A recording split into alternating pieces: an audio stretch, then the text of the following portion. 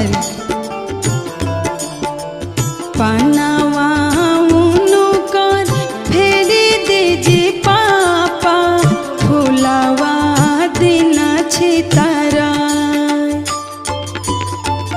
पनावा उनु कर फेरी दीजी पापा फुलावा दिन छितारा हमारा के ले पापा का से खिली जाती सा